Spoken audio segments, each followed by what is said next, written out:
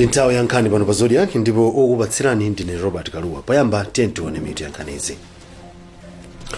Bwalo lalikulu lakana pempho la boma loti mlandu wawo Bressumbuleta aumve mkachipinda komata. Bungwe la MEC lavomereza anthu 32 kuti adzapikisane nawo pa chisankho chapadera pa 26 mwezi uno. President Chakwera wadzudzula mchitidwe wakatangale. Ndipo mzamasewero Nyasa Big Bullets yati sinapange chiganizo ngati timu yake yaing'ono isewere mu ligi yayikulu. Tili ndizi ndi zina zambiri, takhalani pomwepo.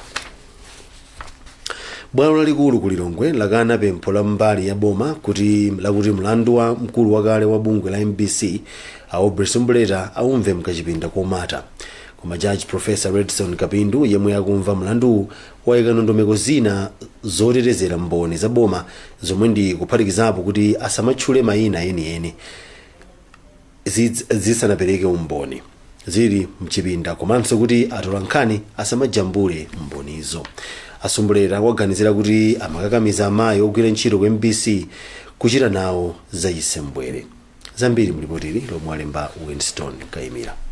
Cholinga cha pempho la mbali ya bomali akuti kunali kufuna kuteteza mboni za mbali iyi pa nkhani ya mkulu wakale wa bungwe la MBC yemwe akumuganizira kuti anachitira nkhanza zokhuza kugonana ogwira ntchito yachizimayi ya bungwero.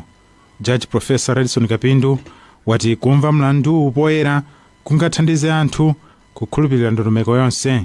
Jajiyu anati mbali ya boma sinapereke umboni pa nkhani yakuti anthu ena amanena zofoketsa mboni zake pa masamba mchezo zomwe zingapitilire ngati mlandu saumva mkachipinda komata. Komabe jajiyu wapereka mfundo zina zotetezera mboni za boma. Mwazina mfundozi ndi yakuti mbonizi asamazitchule mayina enieni zidzaperekere umboni kuchokera mchipinda china, komanso kuti atola nkhani asamawalole kujambula zithunzi za mbonizi. Ndipo mkulu woyimira boma pa milandu Dr. Stephen Kayuni wati mbali ya boma ikuyenera kusintha zinthu zina zokhudza mlandu kuti zigwirizane ndi mfundo zomwe khoti lapereka. Akana kuti mlandu wonse umvedwe mu kopanda anthu umvetsera, koma alamula kuti mboni zokha zomwe zokhutsidwa zimene zimapempha kuti mutitetezezo azipatsa ufulu kuti izozo ziperekere umboni mwanjira yakuti apatsidwe ulemu wawo ngati azimayi. Pakanali pano loya wa Asumbuleta David Kanyenda wati mbali yake ikufuna kuti khoti liyambe launika ngati nkhani iyi ikugwirizana ndi malamulo oweruzira milandu. Ineyo aklayenti anga pali zina ndi zina zomwe anandiuza kale kuti mwina ndi dandaule ku bwalo zokhuza milandu imeneyi, zokhuza makamaka kuti kodi milandu imeneyi ikutsatiradi malamulo akulu a dziko lino aja timatchula kuti constitution. Kumva kwa mlandu kudzapitilira pa 25 Oktoba. Malo mwa Zodiak kuno ku Lilongwe ndine Winston Kayimira. Bungwe loyendetsa chisankho la MEC lavomereza anthu 32 kuti adzapikisane nawo pa chisankho chapadera cha phungu komanso makhansala pa 26 mwezi uno.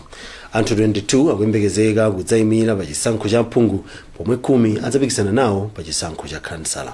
John Paul Kayuni ali ndi zambiri. Bungwe loyendetsa chisankho la MEC lavomereza anthu 22 kuti adzapikisane nawo pa chisankho chapadera cha phungu wa nyumba ya malamulo pa 26 Oktoba m'madera a phungu atatu ndi anthu ena 10 kuti adzapikisane nawo pa chisankho chapadera cha khansala ku Chimwalire wadi ku Balaka. Mwa anthu 22 omwe adzapikisane nawo pa chisankho chapadera cha phungu wa nyumba ya malamulo, 4 ndi amayi ku dera la phungu la kumpoto cha kummawa ku Nkhotakota.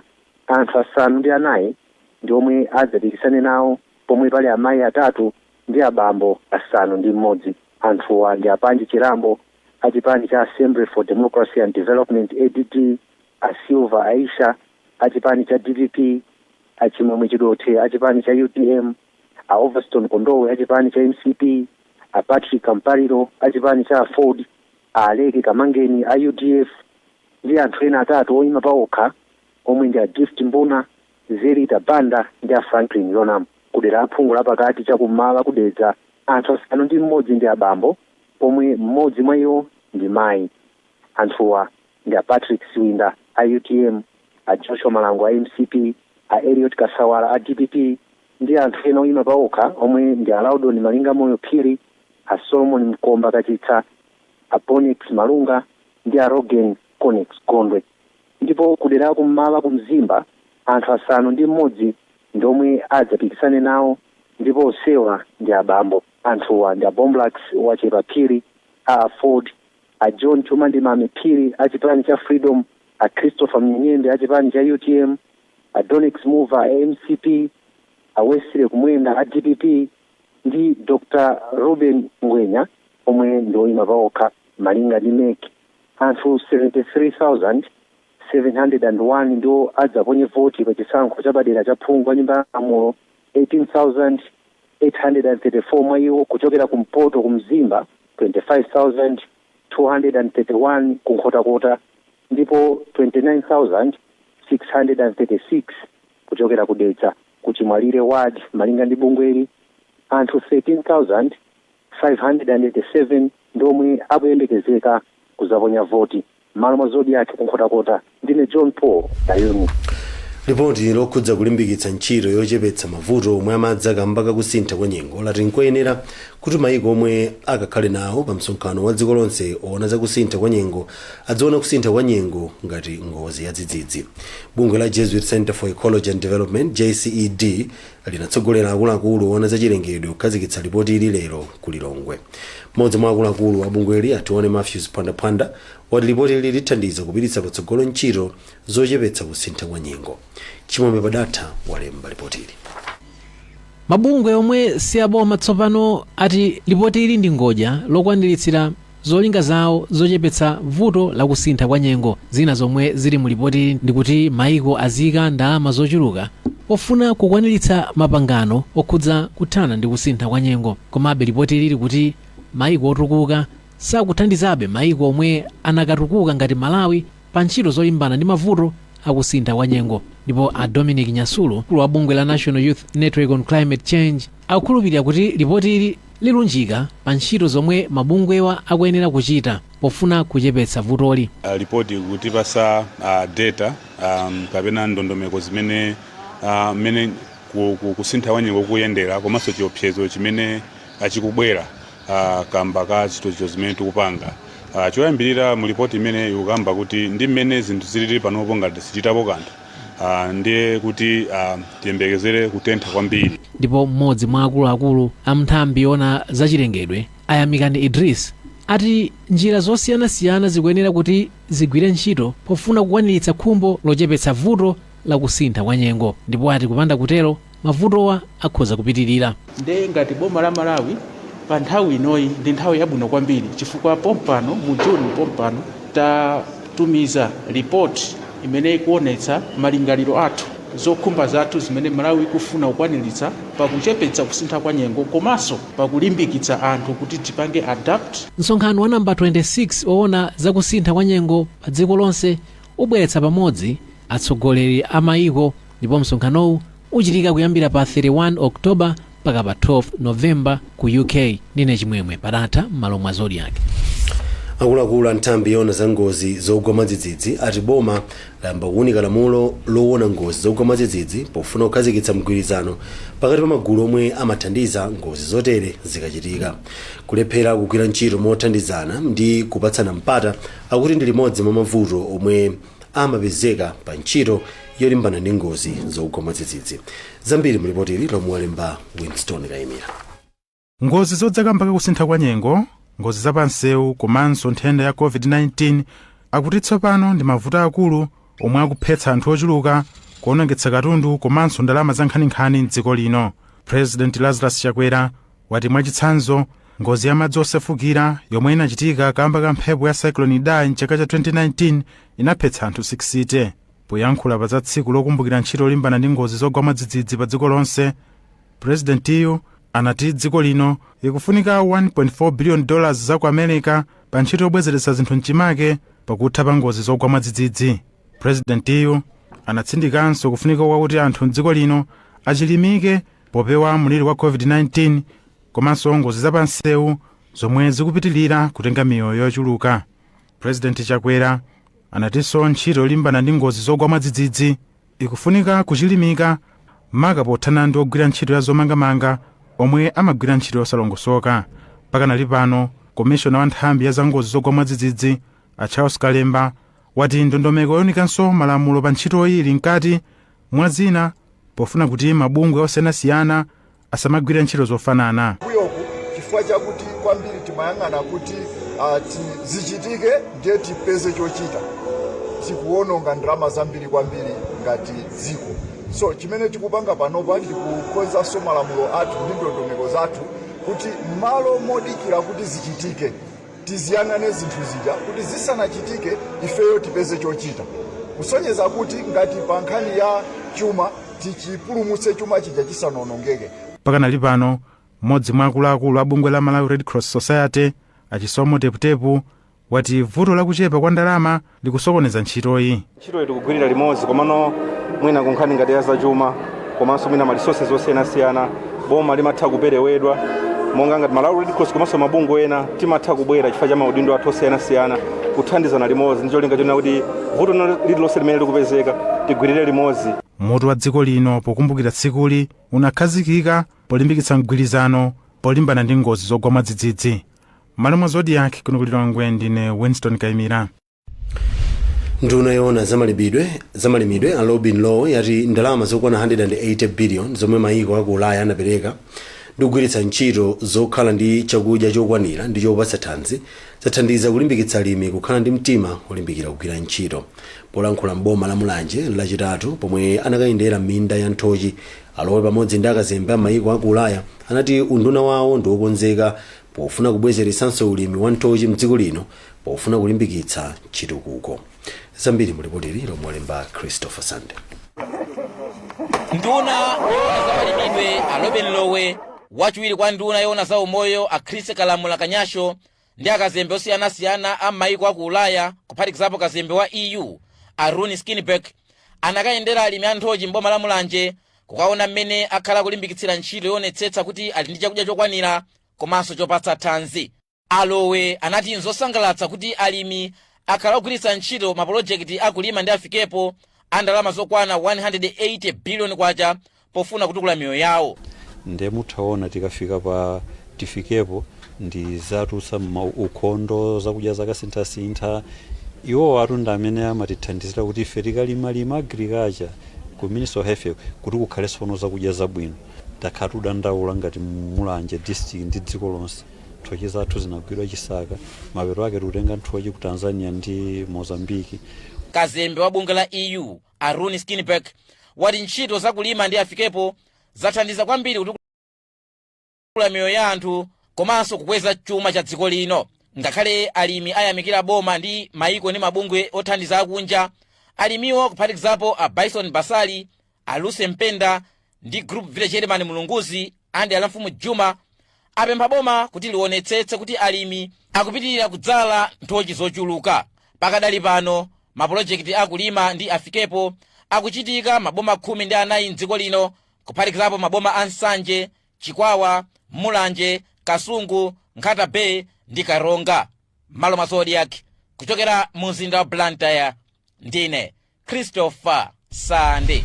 Muonera nkhani pano pa Zodiak ndipo ndi zambiri posekedwa apa zikathayiza.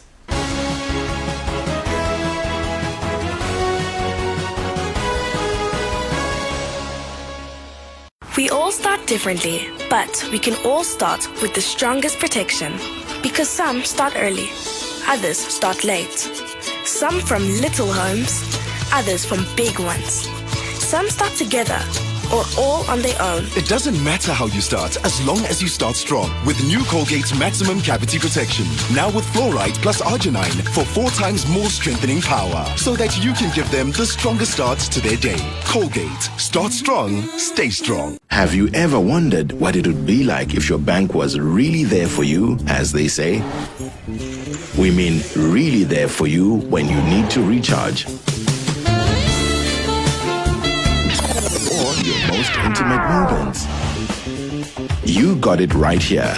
While you're focused on things that matter, you can trust that First Capital Bank is focused on you. If there's one thing that all soaps do, it's wash. From buckets to basins, bathrooms to streams, and everything in between. All soaps wash.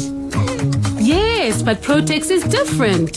Its reinvented formula with flaxseed oil boosts your skin's natural anti-germ defenses by 10 times more, protecting you against 99.9% of germs. So what keeps us healthy? Protex! Good health starts here.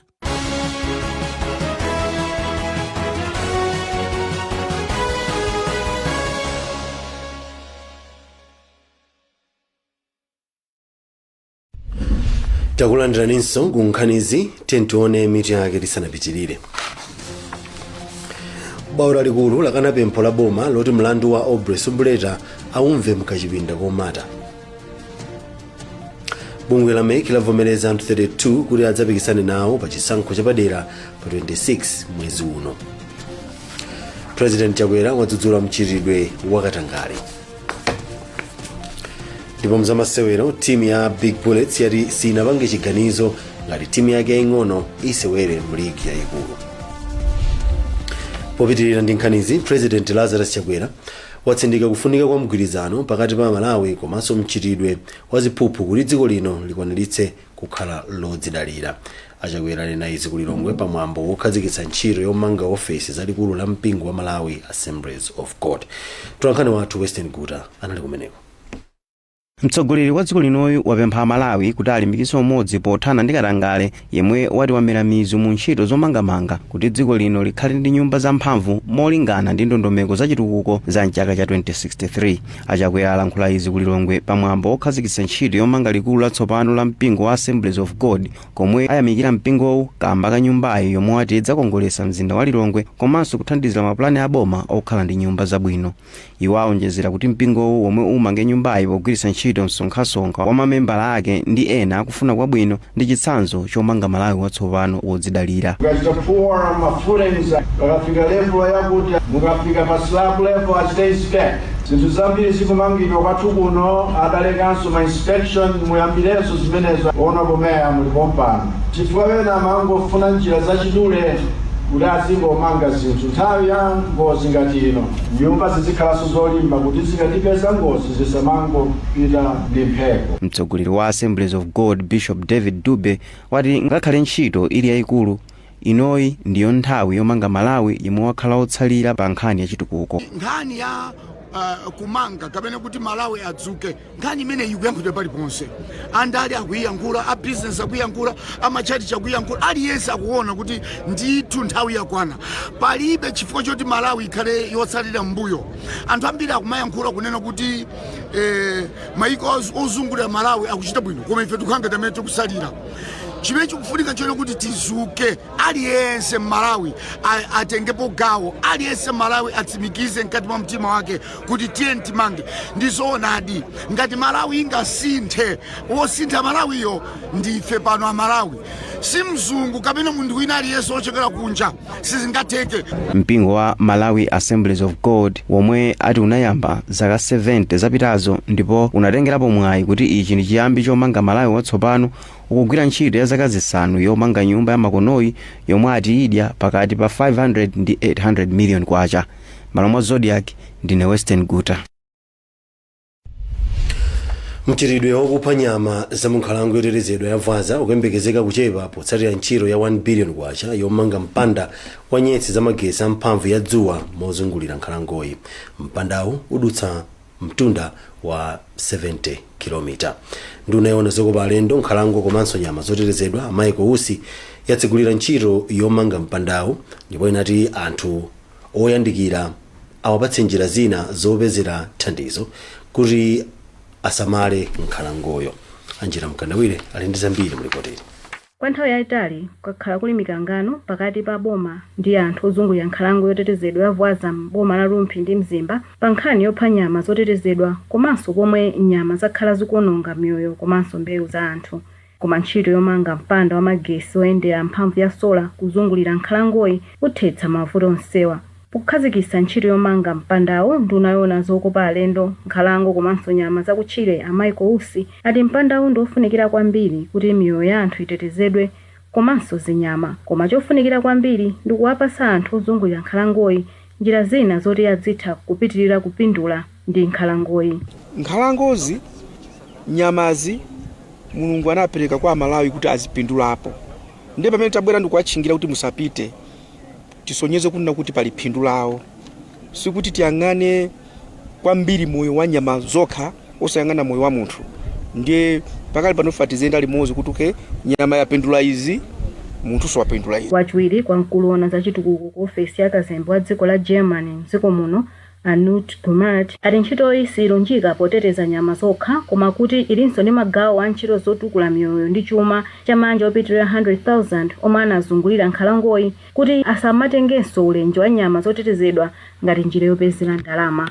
Two things in the end through this project. We want to protect the animals, the wildlife in the park, and second, we want... Zinthu ziwiri zomwe tichite ndi kufuna kuteteza nyama mkhalangoyi komanso kuthandiza anthu omwe azungulira nkhalangoyi, monga kuwaphunzitsa ulimi wothirira, kubyera mitengo, komanso kupeza misika ya mbewu zawo. Mliri wa COVID-19 usanayambe tinalinganiza kuti chuma chawo chidzakwera ndi 85%. So one survey I just mentioned is the income on average of farmers increased pre-COVID by 85%. Pakali pano mfumu Katumbi ya mboma ya Lumphi yapempha kuti ntchito yomanga mpandawu ikangalike kuti anthu ozungulira derali athenso kugona tulo komanso mbewu zawo kutetezedwa. Yemwe amusankha kumene kukhala mkulu wa bungwe la Malawi Communications Regulatory Authority Adao Delvis Suleiman wati wakonzeka kukonza ntchito zofalitsa nkhani mdziko muno kuti zifanane ndi mayiko ena. Suleiman auza Zodiak kuti njira yokhayo yokwaniritsa izi ndi kuonetsetsa kuti ntchito za nthambiyi zilumikizana ndi masomphenya a Malawi 2063. Malinga ndi bodi ya Makra, Suleiman anapambana mayeso olowera ntchito omwe anthu 11 amapikisana. Mtolankhani wathu makamaka tinayankhula ndi Suleiman. Ndachoona ndi chinthu cha ulemu apadera kuti ndithandizire kutumikira dziko lino mu kubungwe limene lili pa udindo umene andipatsawo. Ine chimene ndingawuza Malawi nchakuti tsopano tikulowerano kumadera oti pachizungu amati digital economy, imene nkhani za chuma komanso kayendetsedwe ka umoyo zinalowa makina, computer komanso ma cellphone. Ndiye kugawo limene la communications ndikofunika kwambiri kuti tike ndondomeko ndi maziko olimba kuti dziko lino likamapita ku agenda 2063 komanso tikamamalizitsa ndondomeko ndi zolinga zimene zinayikidwa mu Malawi Digital Economy Strategy. Tonse a Malawi tikhala okonzekera komanso tiyendere pamodzi. Ndiye ine ntchito yanga ikakhala kulimbikitsa kuti gawo limene la communications likhale gawo lodalirika komanso lokomera kwambiri kwake kuteteza Malawi. Suleiman anali mmodzi mwa mboni zazikulu pa mlandu wa chisankho cha president mchaka cha 2019.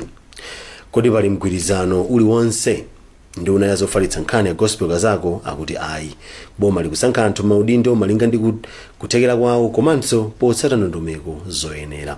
Akazako akulankhula ndi Madalitso Phiri.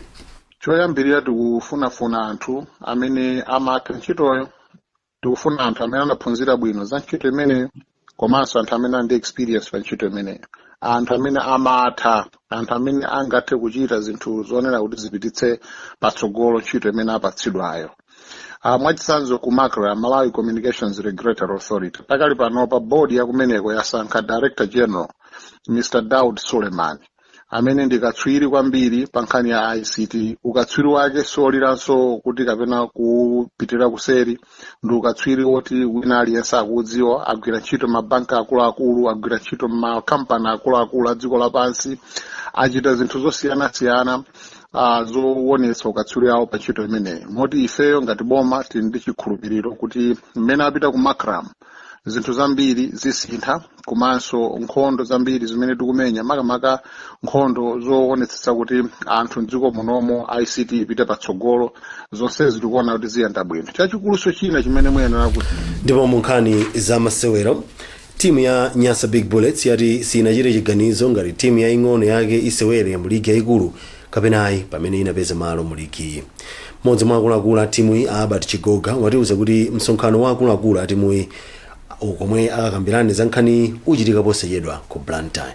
Koma bungwe loyendetsa masewero mchigawo chakumwera la SRFA lalembera kalata Bullets kuti ipereke chiganizo chake mwamsanga. pamene paso